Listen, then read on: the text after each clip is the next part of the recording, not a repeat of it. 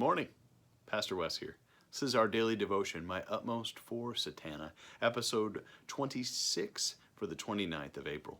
Today I'm reading from the epistle of 1 John, chapter 3, verses 1 and 2. They say this: How great is the love the Father has lavished on us, that we should be called children of God. And that is what we are. The reason the world does not know us is that it does not know Him. Dear friends, now we are children of God, and what we will be has not yet been made known. But we know that when He appears, we shall be like Him, for we shall see Him as He is. And I want to emphasize this line. And what we will be has not yet been made known. Oswald Chambers, in his devotion today, he's talking about this idea of certainty. And he has this great quote I want to read to you. He says, "Certainty is the mark of the common sense life. Gracious uncertainty is the mark of the spiritual life." Certainty is not a bad thing. I know a gal who, when she was 7 years old, knew that she wanted to be a dental hygienist, that person who cleans your teeth. Who on earth grows up wanting to do that? But you know what? She did it. She grew up and went to school and became a dental hygienist. Mission received, mission accomplished.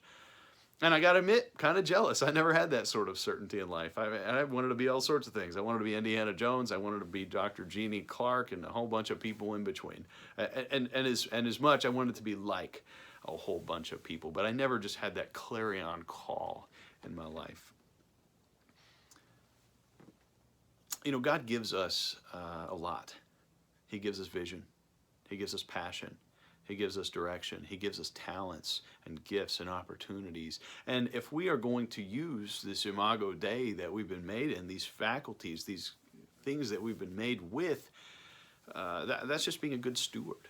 That's just exercising wisdom. I mean, the Bible is full of wisdom. It's full of ethics. It's full of morality. It's full of teaching to tell us how to live our life. And so I think using those things to try to create a sense of order in life is not wrong. Quite the opposite. It's maybe part of a good Christian life. But we should be cautious, as with all things, about putting our faith in those things. There is a certain strain of certainty where we are trying to create certainty for ourselves to make us safe, to make us confident, and we have to know that this world will pass away, and those things are for a moment. So we live both with certainty and uncertainty. We live with a spiritual certainty, an eternal certainty, and at the same time a material uncertainty. We don't know what tomorrow brings. Like the scripture says, when God comes back, we know how the story ends. We can read to the last pages of the book. We have good news in store for us, and it's promised. It's guaranteed by the goodness and power of God. But what about today? And so I just encourage you to reflect. Where does your security come from? Where does your certainty come from? God does not promise us daily certainty in material ways. I'm fortunate in that I had a father who taught me from an early age to look at the apostles. The apostles had this tremendous gift of walking the earth with Jesus, and aren't we jealous of them? And they had all the promise in the universe of certainty, of joy, of peace, of contentment, of eternity. And at the same time, they lived meal by meal. They were not wealthy men, and most of them died in ways we would consider not ideal.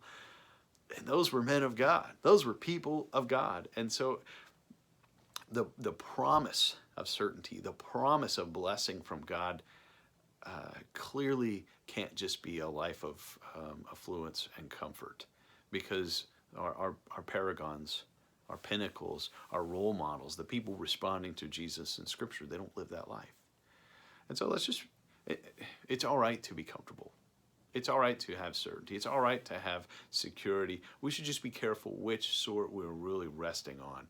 Are we resting in the rock? Are we resting in eternal security? Are we resting in a new heaven and a new earth and Jesus on the throne? Or are we resting on our own means and our own understandings and our own ends? Because one will endure and one will pass away. Until we meet again, God bless you.